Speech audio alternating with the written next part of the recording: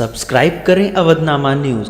Subscribe button पर click करें, फिर राइट साइड में बने बेल पर भी क्लिक करें ताकि आपको हमारे वीडियोस की नोटिफिकेशन मिलती रहे। नाज़रीन इकराम आदाब। अवधनामा के खुसूसी प्रोग्राम उर्दू अखबारों से में आपका खैर मकदम है।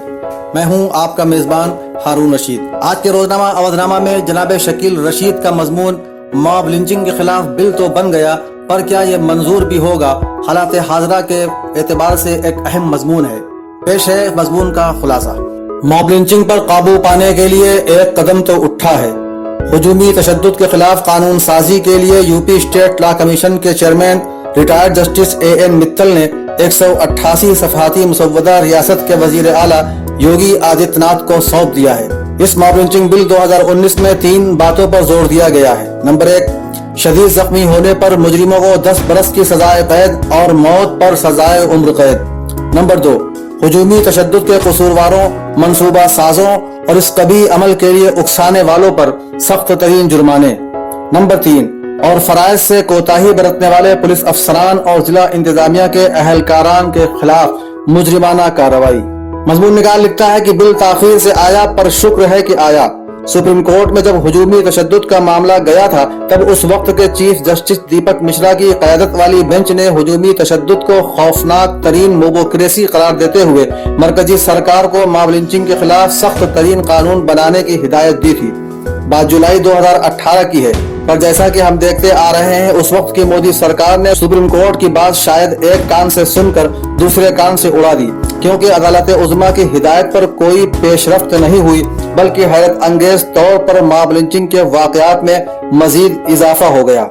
मारूफ सीनियर सहाफी ज़ियाउल इस्लाम ने अपनी किताब लिंच फाइल्स में बजा तौर पर यह तहरीर किया है कि दाएं बाजू की बीजेपी को अपने बलबूते पर मरकज में हुकूमत साजी के लिए अक्सरियत मिलने के बाद के कमोबेश 5 बरसों के दौरान बेकसूरों की लिंचिंग ताज़ा मामूल यानी न्यू नॉर्मल बन गया है और हर नए कत्ल पर नुक्ताचीनी कम से कम होती जा रही है। यूं लगता है जैसे कि ये हमारी तहजीब में सरायत हो चुकी है। और शायद बेहिसी का यही आलम रहता, पर मोदी सरकार की दूसरी इनिंग की शुरुआत में हुजूमी तशद्दुद के जो वाकयात हुए, उनमें से तबरेज़ अंसारी के वाकये ने लोगों की तवज्जो अपनी जानिब मबजूल करा ली और सारे मुल्क में मॉब लिंचिंग के खिलाफ शदीद तरीन मुजाहरे शुरू हो गए। मुजाहरे शहरी तंजीमों की तरफ से थे, उनमें बड़ी तादाद में बरादरान वतन भी शरीक थे। उलमाए किराम और मुस्लिम तंजीमें और जमातें भी सड़कों पर उतरी। कुछ सख्त तरीन बातें भी हुई। मसलन उत्तराखंड के मुफ्ती रईस कासमी ने ईंट का जवाब पत्थर से देने का ऐलान किया और ये भी कह दिया कि हमारे पास भी हथियार हैं। उस पर उनके खिलाफ पुलिस मामला भी बना। मेरठ में एहतजाज करने वाले मुसलमानों के खिलाफ पुलिस ने एकतरफा कार्रवाई भी की। उस पर एहतजाज की एक जो लहर उठी थी, वो बढ़ती गई और बिरादरान वतन के साथ दलितों ने, बिलखुसूस प्रकाश अम्बेडकर ने भी हुजूमी तशद्दुद के खिलाफ मुजाहरे में शिरकत की। ये शिरकत इसलिए भी अहम थी कि मुसलमानों की तरह दलित भी संघियों के निशाने पर हैं। इस तरह हुजूमी तशद्दुद और हुजूमी दहशत गर्दों के खिलाफ एक तरह का माहौल बना। अमेरिका की वजारत खारिजा तक ने अपनी सालाना रिपोर्ट में मॉब लिंचिंग और गौ रक्षकों के हाथों मुसलमानों को निशाना बनाए जाने की मजम्मत की। अक़वाम मुत्तहिदा में भी मॉब लिंचिंग की गूंज रही और यूरोप के कई मुल्कों में इस पर तशवीश का इजहार किया गया। इतने बड़े पैमाने पर मुजाहरों और आलमी पैमाने पर रद्द अमल को मद्देनजर रखते हुए हमारे वजीर आजम नरेंद्र मोदी को लिंचिंग के वाकयात पर दुख का इजहार करना पड़ा और ये कहना पड़ा कि कसूरवारों को जिस कदर सख्त से सख्त सजा मुमकिन है दी जाएगी। लेकिन मोदी के इजहार गम और सख्त से सख्त सजा देने के ऐलान के बाद भी मॉब लिंचिंग के वाकयात को रोकने के लिए कोई अमली पेशरफ्त नहीं हुई। ताज़ा सूरत हाल ये है कि अब जय श्री राम के नारे को भी लिंचिंग के साथ जोड़ दिया गया है। संघियों ने इस नारे को जंगी शक्ल दे दी है, लेकिन इसके पसे पुश्त मकासद खालिस सियासी हैं।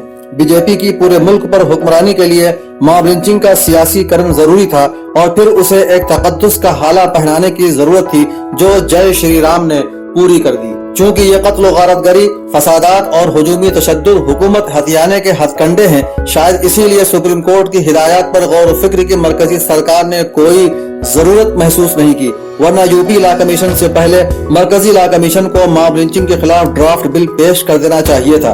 और जिस तरह से बहुत सारे बिल मोदी सरकार ने मंजूर करवाए हैं, इस बिल को भी मंजूर हो जाना चाहिए था।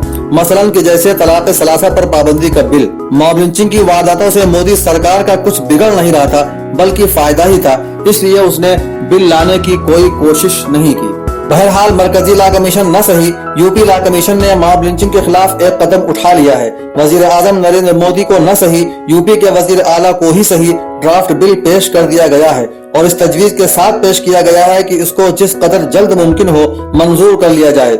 इस ड्राफ्ट बिल में हुजूमी तशद्दुद के कसूरवारों के खिलाफ सख्त तरीन सजाएं तजवीज की गई हैं और अहम बात यह है कि पुलिस और सरकारी अफसरान भी फराइज से गफलत की बिना पर इस बिल के तहत सजाओं के मुस्तहिक करार दिए गए हैं। यकीनन अगर ये बिल कानून बना और इस पर वाकई अमल हुआ तो मॉब लिंचिंग पर और हुजूमी दहशतगर्दों पर काबू पाया जा सकता है। इस बिल का खैर मकदम किया जाना चाहिए, लेकिन अभी बहुत ज्यादा खुश होने की जरूरत नहीं है, क्योंकि लॉ कमीशन ने जो मुसव्वदा पेश किया है वो अभी ड्राफ्ट बिल ही की सूरत में है। इसे कानून न समझा जाए, यानी इस पर उस वक्त तक अमल दरामद नहीं हो सकता जब तक इसे मंजूरी न मिल जाए। क्या वजीर आला योगी इस बिल को कानून बनवाएंगे? ये वही योगी हैं जिन्होंने कभी कहा था कि मोहम्मद अखलाक के खिलाफ मामला दर्ज किया जाना चाहिए। ये वही योगी हैं जो अपने खिलाफ इश्तियाल अंगेजी के सारे मुकदमात रुकवा चुके हैं, पर उम्मीद पे दुनिया कायम है। उम्मीद यही रखनी चाहिए कि इस बिल का हश्र फिरका वाराना फसादात मुखालिफ बिल जैसा नहीं होगा, जिस पर कांग्रेस सियासत करती रही और फिर जिसे उठाकर कचरे के डिब्बे में डाल दिया गया। उम्मीद है कि ये बिल कानून बनेगा और सारे मुल्क की रियासतें इस कानून को अपनाएंगी। जब तक ये बिल कानून न बने, शहरी तंजीमों, मुसलमानों, बिरादरान वतन और दलितों, पिछड़ों का मॉब लिंचिंग के खिलाफ एहतजाज जारी है।